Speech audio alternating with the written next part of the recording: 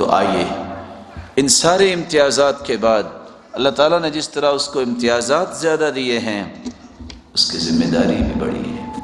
ذمہ داری کیا ہے؟ ان ذمہ داریوں کو سنیے جو رسول اللہ صلی اللہ علیہ وسلم نے صحابیات کو سمجھائی تھی۔ سب سے پہلی ذمہ داری یہ ہے جو قرآن مجید نے پیش کی ہے، وَقَرْنَ فِي بُيُوتِكُنَّ وَلَا تَبَرَّجْنَ تَبَرُّجَ الْجَاهِلِيَّةِ الْأُولَى وَأَقِمْنَ الصَّلَاةَ وَآتِينَ الزَّكَاةَ وَأَطِعْنَ اللَّهَ وَرَسُولَهُ إِنَّمَا يُرِيدُ اللَّهُ لِيُذْهِبَ عَنكُمُ الرِّجْسَ أَهْلَ الْبَيْتِ وَيُطَهِّرَكُمْ تَطْهِيرًا۔ ذمہ داری پہلی یہ ہے، وَقَرْنَ فِي بُيُوتِكُنَّ، عورتوں گھروں میں قرار پکڑو، وَلَا تَبَرَّجْنَ تَبَرُّجَ الْجَاهِلِيَّةِ الْأُولَى، جاہلیت جیسا تبرج، بے حجابی، بے پردگی اختیار نہ کرو، وَأَقِمْنَ الصَّلَاةَ، نماز کو قائم کرو، وَآتِينَ الزَّكَاةَ، زکوٰۃ کو ادا کرو، وَأَطِعْنَ اللَّهَ وَرَسُولَهُ، اللہ اور اس کے رسول کی اطاعت کو اپنی زندگی کا غالب رویہ بناؤ۔ انما یرید اللہ، اللہ تعالیٰ تو یہی چاہتے ہیں، لیذہب عنکم الرجس اہل البیت، تاکہ تم سے ہر قسم کی پالیدی کو دور کر دے، اہل البیت اے گھر والو، ویطہرکم تطہیرا، اللہ تعالیٰ تو تمہیں پاکیزہ بنانا چاہتے ہیں۔ وقرن فی بیوتکن، پہلی ذمہ داری گھروں میں قرار پکڑو۔ المرأة عورہ، رسول اللہ صلی اللہ علیہ وسلم نے فرمایا عورت تو پردے کا نام ہے۔ فإذا خرجت المرأة من بيتها استشرفها الشیطان، جب عورت گھر سے نکلتی ہے تو شیطان اسے راہ راست سے گمراہ کرنے کے لیے اس کے پیچھے چلتا ہے۔ وَأَقْرَبُ مَا تَكُونُ الْمَرْأَةُ مِنْ رَحْمَةِ رَبِّهَا إِذَا كَانَتْ فِي قَعْرِ بَيْتِهَا، سب سے قریب اللہ تعالیٰ کی رحمت کی عورت اس وقت ہوتی ہے جب وہ اپنے گھر میں ہوتی ہے۔ آج مسلمانوں کو یہ سمجھنا چاہیے، آج مسلمانوں کے اندر یہ نقوش مٹ گئے۔ شریعت کہتی ہے کہ عورت گھر سے نکلے تو شیطان اس کے ساتھ چلتا ہے۔ اچھا، تو جب وہ کوئی ایجوکیشن کے لیے ایک دوسرے کے کندھے پہ ہاتھ رکھ کے جب بیٹھے تو پھر شیطان چلا جاتا ہوگا یا آنکھیں بند کر لیتا ہوگا کہ میں نے کیا دیکھنا ہے، ایسے ہی ہوتا ہوگا۔ یہ کیسی سوچ ہے کہ شریعت کہتی ہے المرأة عورہ، عورت ہے ہی پردے کا نام، اور یہ کہتے ہیں ہمارے دل کا پردہ ہوتا ہے۔ بات سیدہ عائشہ کو تو سمجھ نہ آئی، یہ بات ام سلمہ کو تو سمجھ نہ آئی، یہ بات دیگر صحابیات کو تو سمجھ نہ آئی کہ پردہ دل کا ہوتا ہے۔ اور یہ فیصلہ بھی کرنا چاہیے، انسان یہ کہتا کون ہے کہ پردہ دل کا ہوتا ہے؟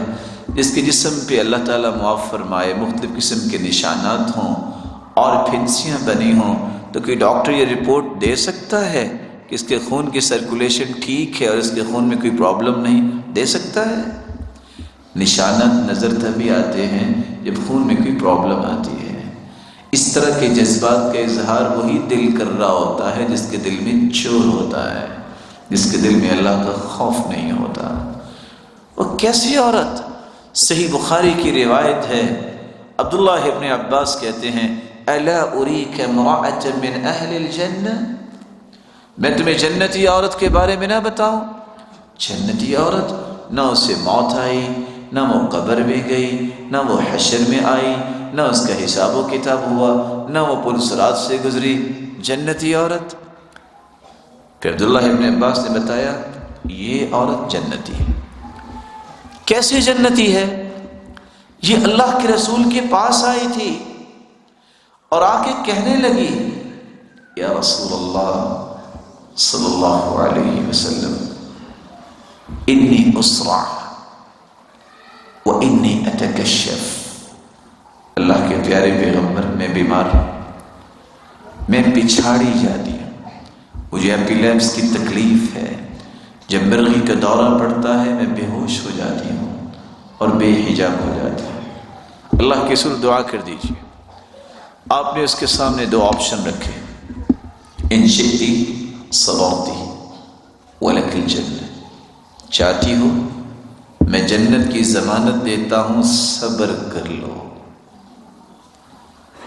اور اگر چاہتی ہو ان شئتی دعوت اللہ تعالی فیعافیک، اگر چاہو تو میں دعا کر دیتا ہوں اللہ تمہیں عافیت سے نواز دیں گے۔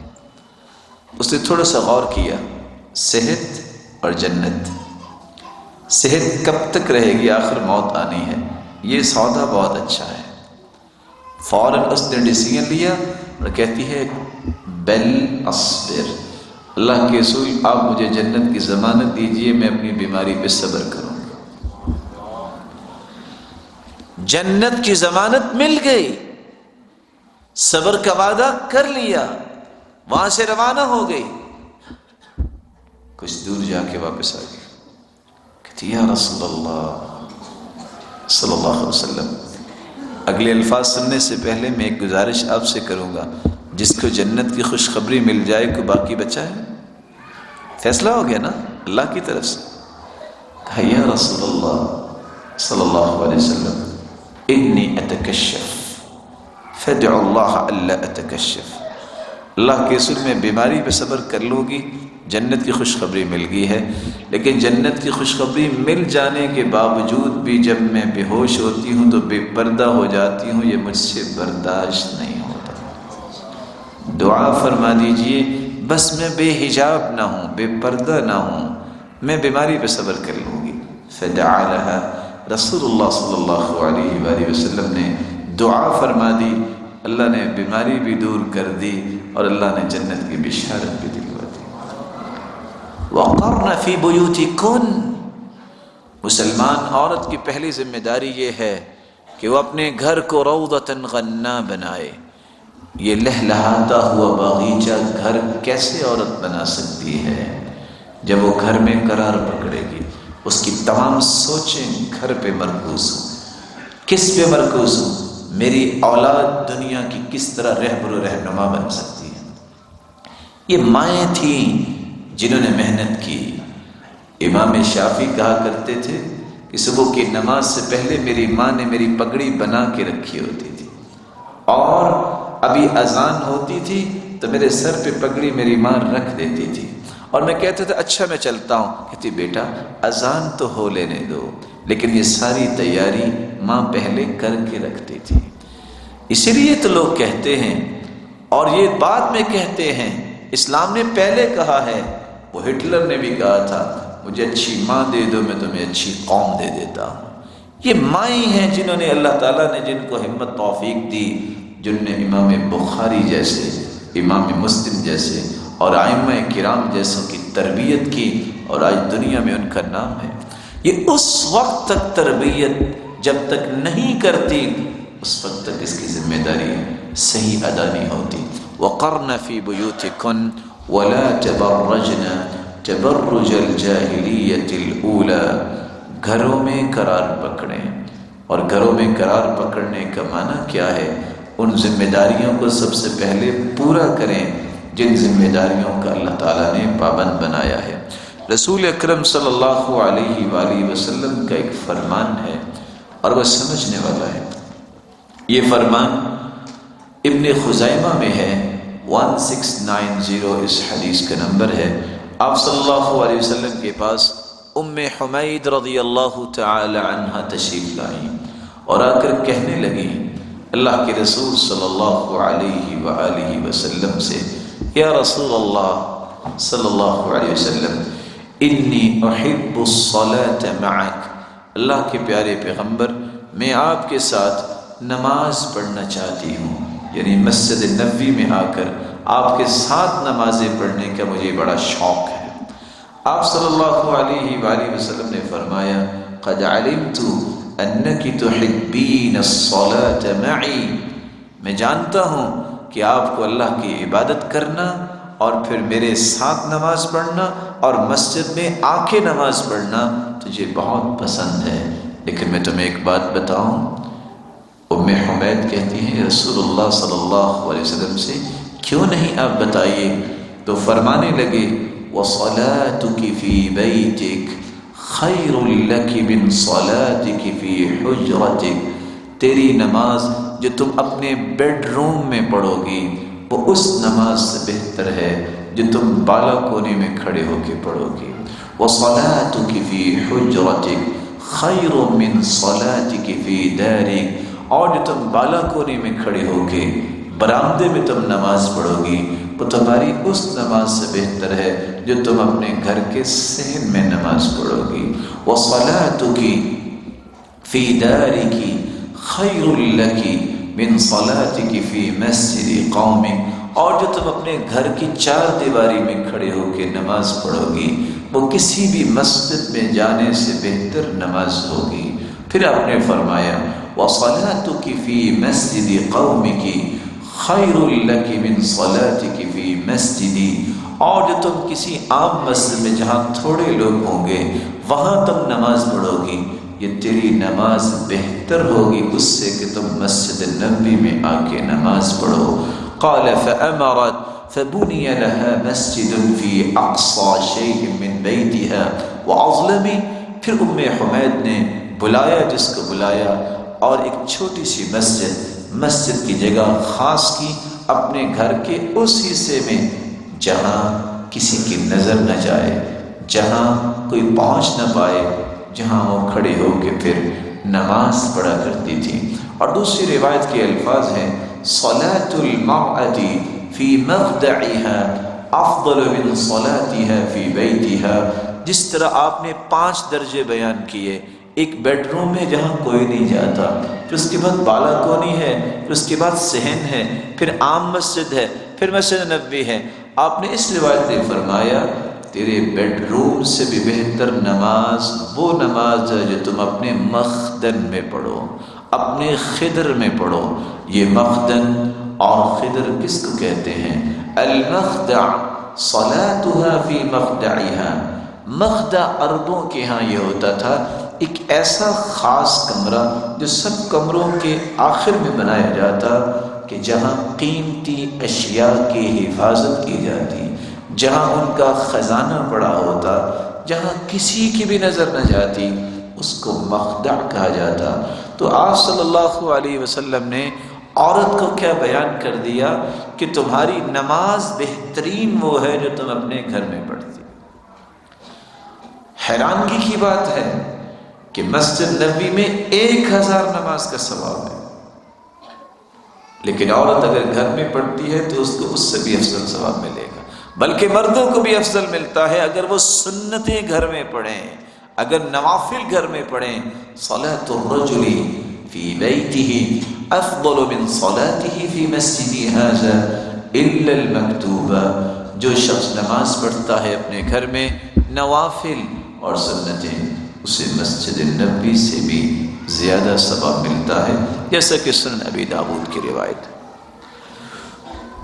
وَلَا تَبَرَّجْنَ تَبَرُّجَ الْجَاهِلِيَّةِ الْأُولَى، دوسری ذمہ داری اس کی یہ ہے کہ وہ تبرج نہ کرے، بے پردگی اختیار نہ کرے۔ یہ دقیانوسی باتیں تھی، جاہلیت میں بے پردگی تھی، اسلام نے روشن خیالی دی ہے اور کیا دیا ہے؟ پردہ دیا ہے۔ ام خلاد جس کا بیٹا شہید ہو چکا، جو گھوڑے پہ سوار ہو کے میدان میں آئیں اور آ کے کہتی ہیں کیف ابنی، بتائیے میرا بیٹا کیسا ہے؟ پوچھنے والے نے کہا جئتی تسألین عن ابنک وانت منتقبہ، جہاد کے میدان میں تو بہت سختیاں آسانیوں میں تبدیل ہو جاتی ہیں، اور آپ میدان میں بھی آئی ہو نقاب کر کے آئی ہو؟ تو اس عورت نے جواب کیا دیا تھا؟ ان ارزع ابنی فلن ارزع حیائی. سنو، اگر میرا بیٹا قتل ہوا ہے تو میری حیا تو قتل نہیں ہوئی، اگر میرا بیٹا شہید ہوا ہے تو میری حیا تو باقی ہے. یہ ذمہ داری ہے، یہ ذمہ داری ہے ایک مومنہ عورت کی، جس نے سیدہ عائشہ کے ساتھ قیامت کے دن کھڑے ہونا ہے. اسے رول ماڈل اور آئیڈیل سیدہ عائشہ کو بنانا چاہیے. کیسی سیدہ عائشہ رضی اللہ تعالی عنہا وارضاها؟ ولا تبرجن تبرج الجاہلیۃ الاولى. کیسی مومنہ عورتیں تھیں؟ جب سورۃ النور نازل ہوئی، فانقلب رجالهن الى اهلهن يتلون عليهن ما انزل الله. جب سورۃ النور کی آیات نازل ہوئی، مرد اپنے گھروں کو واپس گئے اور جا کے انہوں نے وہ آیتیں سنائی. قامت احداهن الى مرطها المرحل. عورتوں نے صبح کا انتظار نہیں کیا، پردے کی آیتیں سنی، فوراً اپنے کمر پٹے لیے ان کو چیرا اور رات کو ہی نقاب کر کے چیک کیا کہ صبح نماز پڑھنے جانا ہے تو اس طرح پہن کے جانا ہے. صحابی کہتے ہیں جب صبح کی نماز ہوئی تو عورتیں آئیں، وَعَلَيْهِنَّ أَكْسِيَةٌ سُودٌ. کالی چادریں لے کے صحابیات آئیں. کوئی بھی ان کو اس دن پہچان نہیں سکا کہ کون آئی ہے اور کون نہیں آئی. اور حسان ابن ثابت رضی اللہ تعالی عنہ جو شاعر رسول صلی اللہ علیہ وسلم تھے، وہ اسی بات کو تو بیان کرتے ہوئے کہتے ہیں، یخمرن اطراف البنان من التقى ویخرجن جنح اللیل معتجرات. یہ عورتیں وہ ہیں یخمرن اطراف البنان من التقى. اللہ نے ان میں تقوی ایسا صحابیات میں رکھا ہے، ہاتھ تو دور کی بات، ہاتھ کی انگلیاں تو دور کی بات، انگلیوں کے پوروں کو بھی یہ چھپا کے نکلتی ہیں. وَيَخْرُجْنَ جُنَحَ اللَّيْلِ مُعْتَجِرَاتِ. اور رات کی تاریکی میں بھی نکلتی ہیں تو سر سے پاؤں تک اپنے آپ کو ڈھانپ لے کے نکلتی ہیں، کوئی ان کو رات کی تاریکی میں بھی پہچان ہی نہیں سکتا. وَلَا تَبَرَّجْنَ تَبَرُّجَ الْجَاهِلِيَّةِ الْأُولَى وَأَقِمْنَ الصَّلَاةَ. نماز کو قائم کرنا یہ ذمہ داری ہے. اور یاد رکھنا، جو والدین نماز نہیں پڑھتے اپنی اولادیں کے بارے میں کوئی بھی زندگی میں خوشی کی جو خواب دیکھتے ہیں وہ شرمندہ تعبیر نہیں ہو سکتی. ہمیشہ اولاد والدین کے پیچھے چلتی ہے، والدین کے اندر جو نیکی ہوتی ہے وہ اولاد میں آتی ہے. عبداللہ ابن عباس رضی اللہ تعالی عنہ، سعید بن جبیر جب وہ سجدہ کرتے تو بہت لمبا سجدہ کرتے. پوچھنے والے نے پوچھا اتنا لمبا سجدہ آپ کیوں کرتے ہیں؟ چھوٹا بچہ آپ کے ساتھ ہے. کہتے ہیں میں لمبا اس لیے کرتا ہوں میرے بچے کو عادت پڑ جائے. یہ کس طرح کی عادت تھی؟ بعض قصے انسان کو سبق دیتے ہیں. بیٹا باپ سے کہتا ہے بابا مجھے آئس کریم کھانی ہے. اچھا بیٹا، آئس کریم لے کے دی. کہا بابا ذرا پکڑیے گا اس کو. اس کے ہاتھ میں دیا، فوراً سجدے میں چلا گیا. بیٹا یہ کیا؟ کہا ماما کو جب خوشی ملتی تھی تو وہ سجدہ کیا کرتی تھی. یہ عادات ہیں جو منعکس ہوتی ہیں. کس طرح کلاس میں استاد پوچھتا ہے بیٹا آپ کیا بنو گے؟ ایک بیٹا اٹھتا ہے سر میں ڈاکٹر بنوں گا. استاد کہتا ہے بہت اچھے بیٹا. بیٹا آپ کیا بنو گے؟ سر میں انجینئر بنوں گا. بیٹا بہت اچھے. بیٹا آپ کیا بنو گے؟ سر میں صحابی بنوں گا. معصوم چہرہ، چھوٹا سا بچہ. بیٹا آپ کو پتہ ہے صحابی کس کو کہتے ہیں؟ کہا جی سر، میری ماما نے کہا تھا دنیا میں سب سے نیک، سب سے نیچرل زندگی گزارنے والے، پوری کائنات میں سب سے زیادہ خیر خواہ، سب سے بڑے عالم اور سب سے بہترین انسان صحابہ ہوتے ہیں، اس لیے میں نے صحابی بننا ہے. یہ کس نے سکھایا؟ یہ ماں نے سکھایا ہے. سوال کرتا ہے استاد کون بتائے گا؟ نماز کون نہیں پڑھتا؟ فٹ سے ایک بیٹا اٹھا، سر جو مر جائے، جو مر جائے وہ نماز نہیں پڑھتا۔ اتفاق سے پوچھنے والا بھی نماز نہیں پڑھتا تھا۔ وہ سوچنے لگ گیا میں تو ابھی زندہ ہوں، یہ بچے نے کیا کہہ دیا؟ کہا بیٹا آپ کہاں سے سنا؟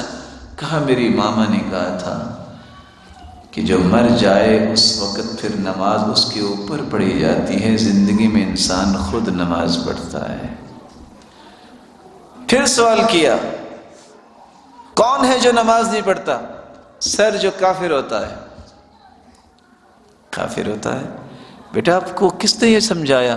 کہا میری ماما نے بتایا تھا کہ اللہ کے رسول کہتے ہیں من ترک الصلاة متعمدا فقد کفر، جو جانتا بوجھتا نماز تو چھوڑ دیتا ہے، انکار کرتا ہے، وہ کافر ہو جاتا ہے۔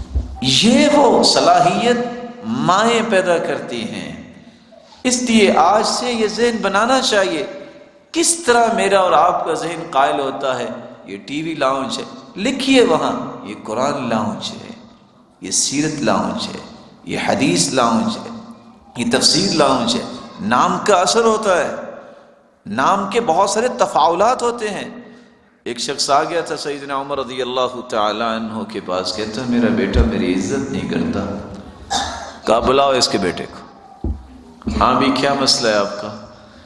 کہا اس نے میرے 3 حق ادا نہیں کیے تو میں اس کی عزت کیسے کروں؟ کہا آپ کے کون سے حق ہیں؟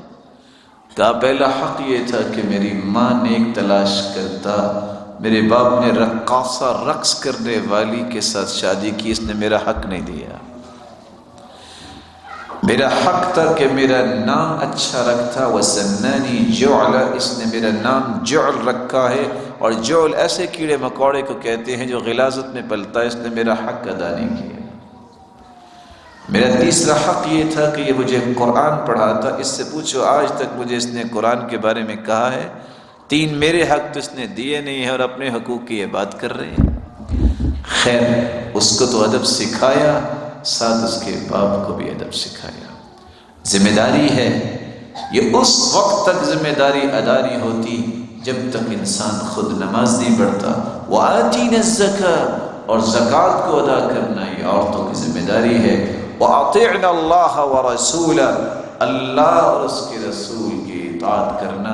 اللہ اور اس کے رسول کی اطاعت کیا ہے؟ بچہ جب دنیا میں آ جائے اس سے پہلے بھی اس کے لیے دعائیں ہوتی ہیں۔ 6 مہینے کا بچہ عبداللہ بن مبارک کے پاس باپ آیا، کہا میرے بچے کے لیے دعا کیجئے۔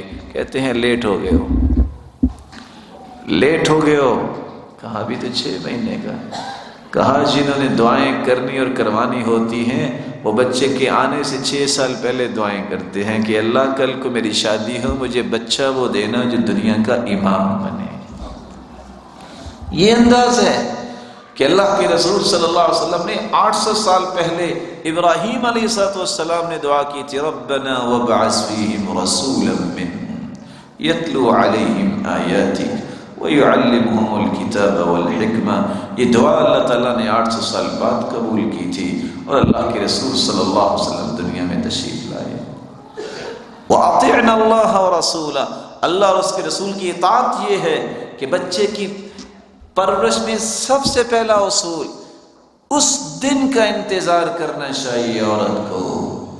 میرا بچہ بولے گا، اس کی زبان پہ پہلا حرف آئے تو لا الہ الا اللہ۔ ام سلیم رضی اللہ تعالی عنہ جب اللہ تعالیٰ نے ان کو بیٹا دیا تو ابھی اس نے معمولی سی بات کرنا شروع کی تو انگلی کو پکڑتی، آسمان کی طرف کرتی اور کہتی یا بنی قل لا الہ الا اللہ، بیٹے کہو اللہ کے سوا کوئی عبادت کے لائق نہیں ہے۔ انگلی سے اشارہ کیوں کروایا؟ عقیدہ بھی درست رہے، اللہ ذات کے اعتبار سے عرش پر مستوی ہے۔ یا بنی قل لا الہ الا اللہ، کہو بیٹا اللہ کے سوا کوئی عبادت کے لائق نہیں ہے۔ اللہ کی اطاعت یہ ہے کہ اللہ کی معرفت دی جائے، اللہ کی پہچان کروائی جائے، اللہ تعالیٰ کی محبت اولاد کے دل میں ڈالی جائے، اللہ تعالیٰ کے فرامین کو سکھایا جائے اور اللہ تعالیٰ کے عذابوں سے ڈرایا جائے۔ یہ اللہ کی اطاعت ہے۔ اللہ کے رسول کی اطاعت کیا ہے؟ اللہ کے رسول نے حکم دے دیا ہے کہ کہ تم نے اپنی اولاد کو اس طرح تربیت دینی ہے، ان احکام کی روشنی میں تربیت دی جائے۔ اور اگر بیٹی ہے تو سب سے پہلی تربیت ماں کے اندر اگر حیا اور پردہ ہوگا تو یہ بیٹی کے اندر بھی آئے گا۔ والدین جس کے بارے میں کہنے والے نے کہا ہے اذا كان رب البيت بالدف ضاربا فشيمة اهل البيت كلهم الرقص، اگر والدین دف بجانے والے ہوں تو اولادیں تو پھر رقص کرنے والی ہی پیدا ہوتی ہیں۔ لیکن اگر باپ حلال کمائی کرنے والا ہے اور اپنی ذمہ داری کا احساس کرنے والا ہے تو پھر امام بخاری بھی پیدا ہوتے ہیں، پھر امام شافعی بھی پیدا ہوتے ہیں، پھر امام احمد بن حنبل بھی پیدا ہوتے ہیں۔ یہ اس وقت جب والدین کے تخیلات اور تصورات میں اللہ اور اس کے رسول کی محبت ہوتی ہے۔ تیسری ذمہ داری، عورت کی ذمہ داری یہ ہے جو مسلمان عورت ہے اسے معاشرے میں یہ ثابت کرنا ہے کہ یہ صحابیات کی زندگی ہے۔ سیدہ فاطمہ سے بڑھ کے دنیا میں کوئی بیٹی آئی نہیں ہے۔ سیدہ فاطمہ گھر کی صفائی بھی کرتی تھی، کھانا بھی پکاتی تھی، واستقت بالقربہ، مسکیزہ اٹھا کے لاتی، چشمے سے پانی بھر کے، حتی اسرت بنحرها، اس کے کندھوں پہ نشان بن گئے تھے، اور وجرت بالرحا، چکی خود چلایا کرتی تھی، حتی اسرت بیدها، اس کے ہاتھوں پہ نشان بن گئے تھے۔ یہ وہ عورت ہے سیدۃ نساء اہل الجنہ، جو جنتی عورتوں کی سرتاج ہے۔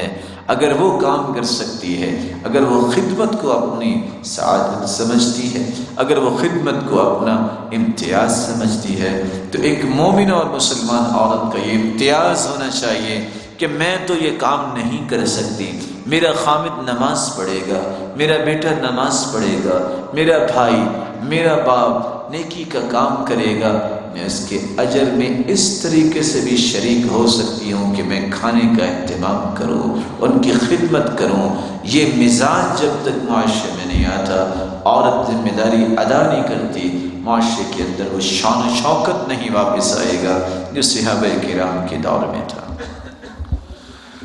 چوتھی ذمہ داری، رسول اللہ صلی اللہ علیہ وآلہ وسلم نے صحابیات کو یہ سبق دے دیا تھا کہ تم دین کی داعیہ ہو، یہ دعوت کی ذمہ داری، خیر خواہی کی ذمہ داری، ہمدردی کی ذمہ داری یہ عورت کی ذمہ داری ہے۔ اپنے گھر میں نیکی کی بات، اپنے اڑوس پڑوس میں نیکی کی بات، اپنے تعلق والیوں کے ساتھ نیکی کی بات۔ دیکھیے شریک ایک عورت ہے، شریک کبھی اس کو دعوت دے رہی ہے، کبھی اس کو دعوت دے رہی ہے۔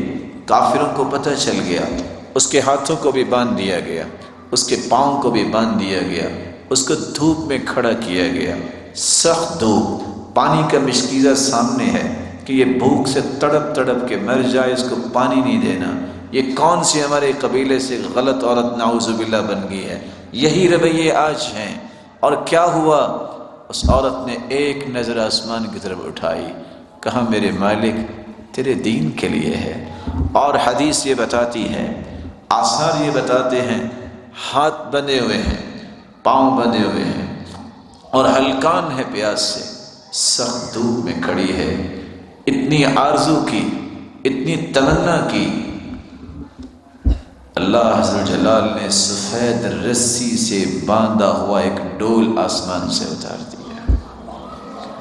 کہتی ہیں میں نے آنکھ اٹھائی تو صرف دھواں نظر آتا تھا بھوک کی وجہ سے، مجھے کچھ پتہ نہیں ہے کہ ہاتھ کھلے کیسے، مجھے کچھ پتہ نہیں ہے، بس میرے ہاتھ میں ڈول ہے، میں نے پانی پیا، اپنے اوپر بہا لیا۔ دشمنوں نے دیکھا، کون سے دشمن؟ اپنے گھر والے۔ کون سے دشمن؟ اپنے قبیلے والے کافر۔ انہوں نے کہا کس نے پانی ضائع کر دیا؟ آ کے دیکھا تو مشکیزے تو اسی طرح سر بمہر تھے۔ یہ سر بمہر جو تھے وہ مشکیزے تو کھلے نہیں، اس بات کو دیکھ کے ہی مسلمان ہو گئے۔ ایک عورت بہت بڑا کام کر سکتی ہے اگر اس کو اللہ عز و جلال کی توفیق مل جائے۔ کس طرح وہ عورت ہی تھی اکرمہ رضی اللہ تعالی عنہ، کون ہے؟ ابو جہل کے بیٹے، کہر کا سرغنہ ہے، جب وہ کشتی پہ بیٹھا، بیوی اللہ کے رسول کے پاس آئی، اللہ کے رسول اگر آپ اجازت دے تو میں اکرمہ کو آپ کے پاس لے آتی ہوں۔ آج بھی یہ ہونا چاہیے، کسی عالم کے پاس لے جاؤ، کسی سمجھدار کے پاس بٹھا کے اس کو سمجھا دو، اس کے پاس چلے جاؤ کہ اس کو ہدایت کی بات بتائیں، مواقع بنانے چاہیے۔ وہی اکرمہ رضی اللہ تعالی عنہ صحابی بنے، کس کے بیٹے ہیں؟ ابو جہل کے بیٹے۔ کس کی کاوش تھی؟ کس کی کوشش تھی؟ بیوی کی کوشش تھی۔ اللہ عز جلال نے یہ کام عورتوں سے بھی لیا، اور اس سے بڑا کام کیا ہو سکتا ہے جو کام اللہ تعالیٰ نے آسیہ علیہ السلام سے لیا۔ کس طرح اس کے ہاتھوں پہ میخیں، کس طرح اس کے پاؤں پہ میخیں، اور قرآن کیا کہتا ہے؟ وہ یہ کہتی تھی اللہ میں نے صدارتی محل چھوڑ دیا ہے، 4000 غلام چھوڑے ہیں جو آنکھ کے، جو اشارے ابرو پہ ہر کام کرنے کے لیے تیار ہیں۔ میرے مالک میری صرف ایک ہی خواہش ہے، رب ابن لی عندک بیتا فی الجنہ ونجنی من فرعون وعملی ونجنی من القوم الظالمین۔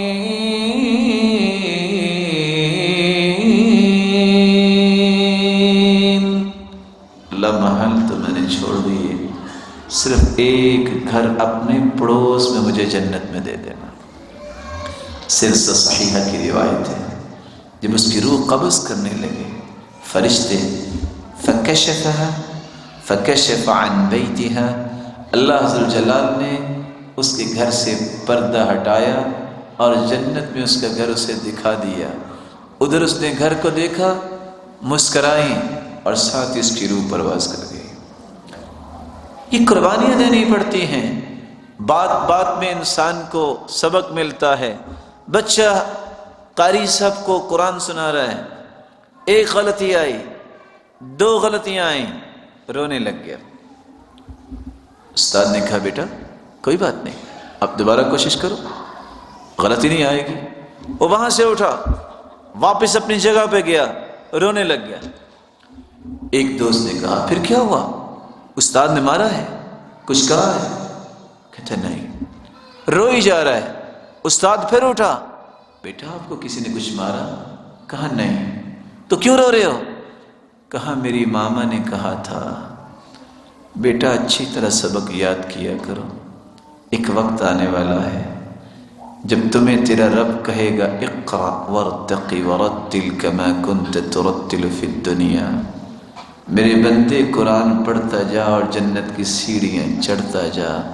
میں اس لیے نہیں رویا کہ غلطی آئی ہے، میں اس لیے رو رہا ہوں اگر قیامت کے دن جنت کی سیڑھیاں چڑھتے چڑھتے مجھے بھول گیا تو میں پھر چڑھوں گا کیسے؟ یہ کس نے سکھایا ہے؟ یہ ماں نے وہ میسج ڈالا اس کے ذہن میں، اور اس بات پہ فکر مند ہے۔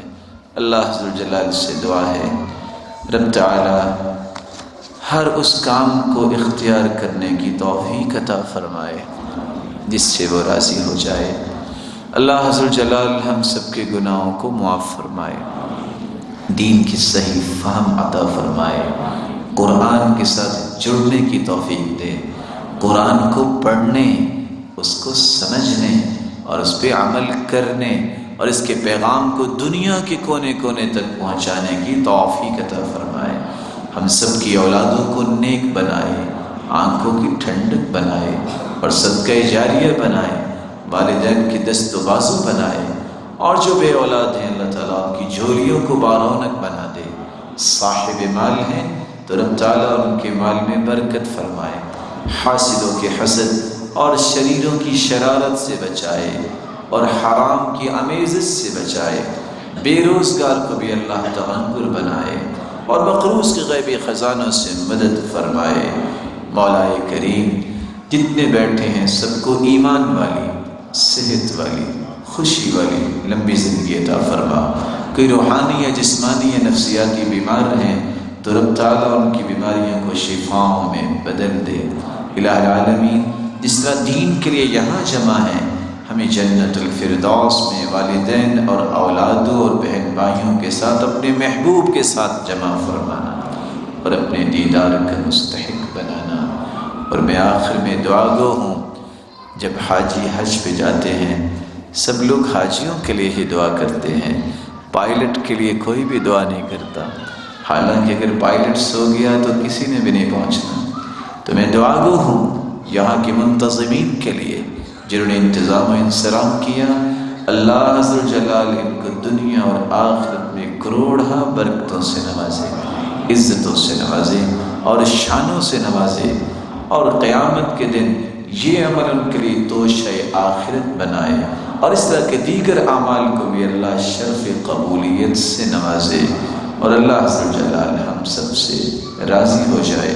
وآخر دعوانا الحمد للہ رب العالمین۔